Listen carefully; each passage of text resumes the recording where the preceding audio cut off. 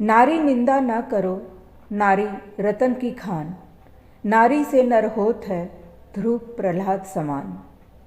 कबीरदास जी के इस दोहे के बाद मुझे नहीं लगता कुछ कहने की आवश्यकता है। नमस्कार दोस्तों। Women who change the world में आज की नायिका दुर्गाबाई देशमुख।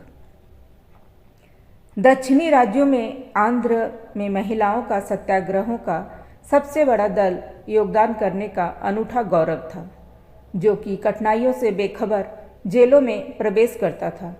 1922 के असहयोग आंदोलन में 12 साल की एक युवा लड़की काकीनाडा में सत्याग्रह की पेशकश की।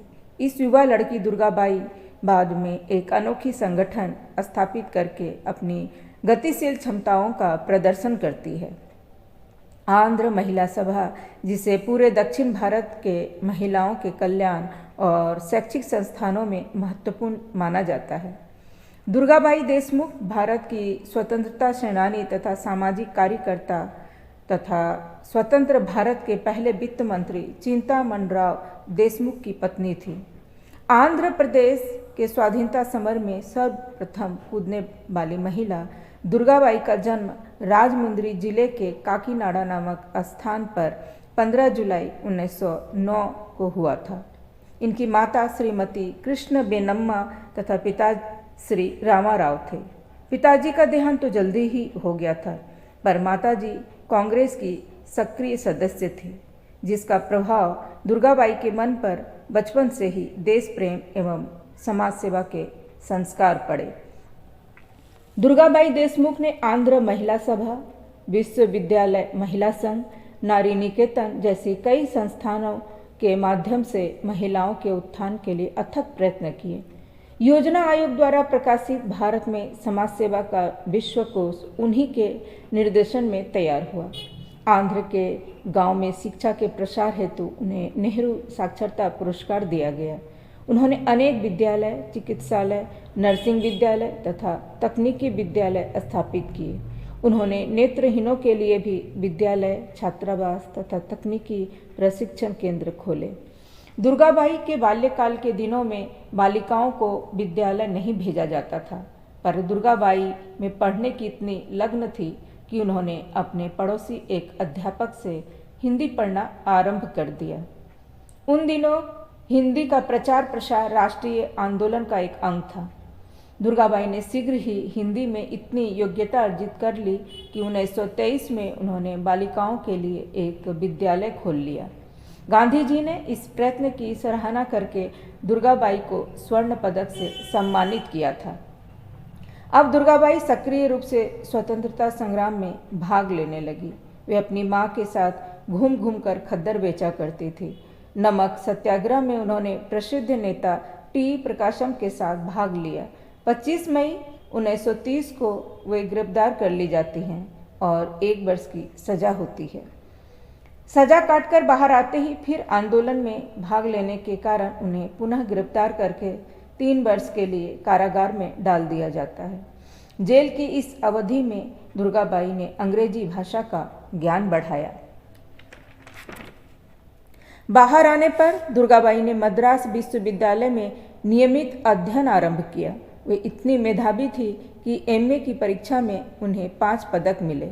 वहीं से कानून की डिग्री ली और 1942 में वकालत करने लगी। कत्ल के मुकदमे में बहस करने वाली वे पहली महिला वकील थी। दुर्गाबाई 1946 में लोकसभा और संविधान परिषद की सदस्य चुनी गई। उन्होंने अनेक समितियों में महत्वपूर्ण योगदान दिया। 1952 में दुर्गाबाई ने सी.डी. देशमुख के साथ विवाह कर लिया। वे अनेक समाजसेवी और महिलाओं के उत्थान से संबंधित संस्थाओं की सदस्य रही। योजना आयोग के प्रकाशन भारत में समाज सेवा का विश्वकोश उन्हीं की देखरेख में निकला। 1953 में दुर्गाबाई देशमुख ने केंद्रीय सोशल वेलफेयर बोर्ड की स्थापना की और उनकी अध्यक्ष चुनी गई। गुमू मिथिला परिवार में राजामुंद्री आंध्र प्रदेश ब्रिटिश भारत में जन्मे दुर्गाबाई का विवाह 8 वर्ष की उम्र में उनके चचेरे भाई सुब्बा राव से हुआ था। उसने परिपक्वता के बाद उसके साथ रहने से इनकार कर दिया और उसके पिता और भाई ने अपना निर्णय को समर्थित किया। बाद में उन्होंने अपनी शिक्षा का पीछा करते हुए उन्हें छोड़ दिया। 1953 में उन्होंने भारत के तत्कालीन वित्त मंत्री चिंतामन देशमुख से शादी की। अपने खाते के अनुसार प्रधानमंत्री जवाहरलाल नेहरू 3 गवाहों में से एक थे। सीडी देशमुख की पिछली शादी से एक बेटी थी, लेकिन जोड़ी बेमिसाल बनी रही। हालांकि सुब्बा राव के साथ अलग अलग तरीके से संबंध बना हुआ था, लेकिन उन्होंने उनकी मृत्यु के बाद उनकी विधवा तिम्मा यम्मा का समर्थन किया। तिम्मा यम्मा दुर्गाबाई और चिंतामन देशमुख के साथ रहती थी और दुर्गाबाई ने भी उनके लिए व्यावसायिक प्रशिक्षण की व्यवस्था की थी। दुर्गाबाई ने द स्टोन यू स्पिक्थ नामक एक पुस्तक की रचना भी की।